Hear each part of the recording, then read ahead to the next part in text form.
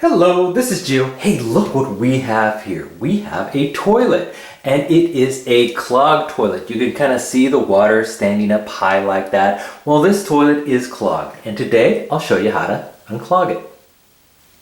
And I'm just going to use a simple plunger. Now, this may seem straightforward, but a lot of people do have problems getting their toilets unclogged, and hopefully I'll show you some tips today that will help you out. Now, there are many different kinds of plungers you could purchase. This one is simply a force cup plunger. There's a couple of different versions of this. There's the simplest, just the cup plunger.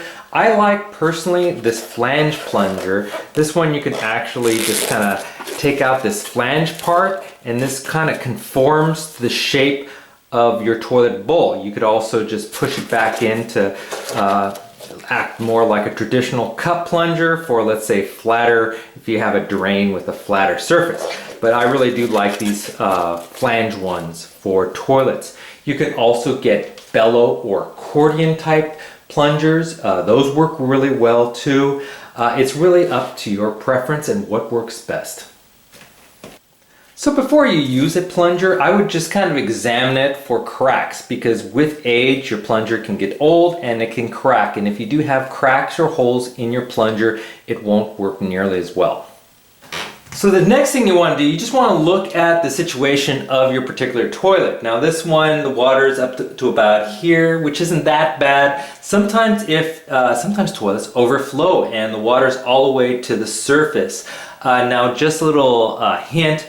The newer toilets typically don't overflow because there's not enough water that's added to each flush. The older toilets, if you have an older toilet, you might get a lot of water overflowing. And if that's a persistent problem, you may want to switch out to a newer toilet. So in most cases, the clogs in toilets are actually they're pretty shallow in the trap portion of the toilet themselves, where the piping's kind of curves and before it goes in the floor. But it could be a little deeper down where the flange and wax ring meet, where the toilet meets the floor. Or if you're unlucky, it could be deeper in your plumbing, and the plunger may not work very effectively. If it's deeper, you may need to call a plumber, or maybe if you have a snake, you could try a snake as well.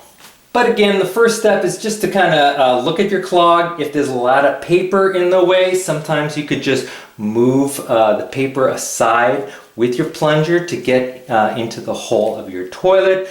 If there's a lot of debris down lower, you may actually have to clean it out before you could effectively unclog it. And I'd recommend just getting some durable gloves and take the debris out as best you can.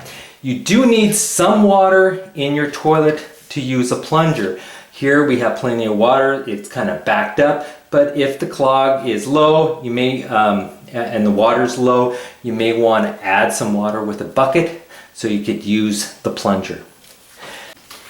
So with most of the debris out of the way, you just kind of want to submerge your plunger, not straight down. You kind of want to add water into the plunger. Again, if the water's too high, you may want to take a little bucket and remove a little bit of the water so you won't get more spillage when you do this, because you're adding both air and plunger volume to your volume. So just kind of tip it over here, tip it down. Now there's still a little bit of air in here, and so the first time you push, this flange portion will go into the hole, and the first time you push, you're not going to push too fast. You're just going to do it slowly to get that air out of there.